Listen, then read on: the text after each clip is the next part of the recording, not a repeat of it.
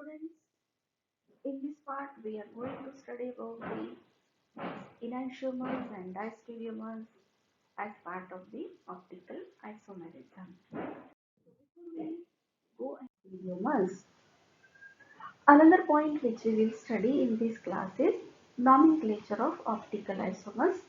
There are two methods. The first simple method is DL system of nomenclature, which is actually a relative method of uh, configuration nomenclature. Here, glyceraldehyde is used as a standard. Glyceraldehyde is having a similarity with carbohydrates, so it is used as a standard. So the two forms of glyceraldehyde are like this. We have drawn the structures in such a way that the chiral carbon is in the center. And then we have to locate the OH group. If the OH group is present at the right side of the asymmetric carbon atom, then this is D configuration. And in the second structure, the OH group is present at the left side of the asymmetric carbon atom, and therefore this is having L configuration. And this is how we can give the configuration as D or L.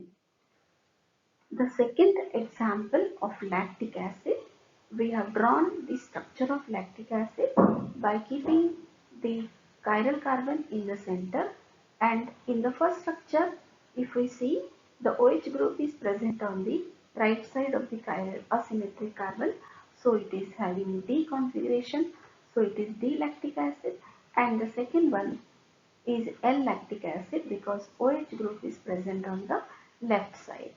Similarly, in case of glucose, which is having 6 carbon atoms, out of that 4 carbon atoms are chiral carbons. So, in this case, we have to take the carbon 4, that is the carbon which is having highest number as the asymmetric carbon atom, and that is the carbon number 5, and then we will see OH group. In the first structure, OH group is present on right side, so it is D glucose, and in the second one where the OH group is present on left side, so it is L glucose. The second method is RS system of nomenclature. It is the actual three-dimensional arrangement of groups in the chiral molecule, and that's how it is absolute configuration. This is a newer and more systematic method which gives the better configuration to the optically active compounds. It was proposed by R.S. Kahn, C.K. Ingold and V. Prelog, so also known as Kahn-Ingold-Prelog system. To understand this system of nomenclature, there are 4 different steps. The first step is we have to rank the groups which are bonded to the chiral carbon, ranking as 1, 2, 3, 4, and this is done according to the sequence rule. So first let us understand the sequence rule. The first sequence rule is the groups or atoms are arranged in decreasing order of atomic number, and uh, that is how here is an example of a molecule containing chiral carbon bonded to 4 different groups: iodine, bromine, chlorine and hydrogen. So we have to arrange them, or we have to prioritize them according to the decreasing order. So the group with highest atomic number will get the first rank. So here iodine will get first, bromine second, chlorine third and hydrogen fourth. Then in the second sequence rule, we have to follow this second rule. If the same groups are present on chiral carbon, like as form of the isotope. So here is an example of a chiral carbon which is bonded to iodine, chlorine and then hydrogen and then its isotope deuterium. So the first rank will obviously be given to iodine, second to chlorine, then the third rank will be given to the heavier isotope of hydrogen, that is deuterium, and then fourth rank to the hydrogen. The third sequence rule is for those compounds in which the two groups are actually containing the same atom. Here is an example of a chiral carbon bonded to iodine, hydrogen, methyl and ethyl. Methyl and ethyl group contains the carbon atom. So in this case, priority should be given to the ethyl group because it contains the carbon atom bonding to the two hydrogen and one carbon, whereas in case of methyl the carbon atom is bonded to three hydrogens.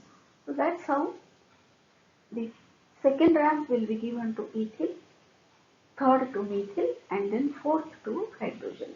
The fourth sequence rule is for those groups which contain double or triple bond. Now double bond is considered as two different atoms are bonded to the chiral carbon. Triple bond means three different atoms are bonded to the chiral carbon, and accordingly then we can give the priorities as per the sequence rule. So that is about the first step of sequencing. Then the second step is viewing the molecule. So how we have to view the molecule is we have to view the molecule from the side opposite to the group of lowest priority. So how we will do that? In this case, what we will do is the group of lowest priority we will keep away from us. That means it will not be visible to us. We can view only three. And then in the third step, what we have to do is we have to view the rank. We have to view the ranking, the priority sequence of the remaining three groups we have to determine. So we have to move our eye from first rank to the second rank to the third priority rank. And if the eye moves anti-clockwise, then we have to give the configuration S to that particular stereoisomer. Here the meaning of S is left, that is sinister. So this is how we can designate S to this stereoisomer. If the priority sequence is clockwise, then the symbol R is used. R means rectus and the meaning of that is right. So we could understand if the priority sequence is anti-clockwise, then S, and if it is clockwise, then it is R.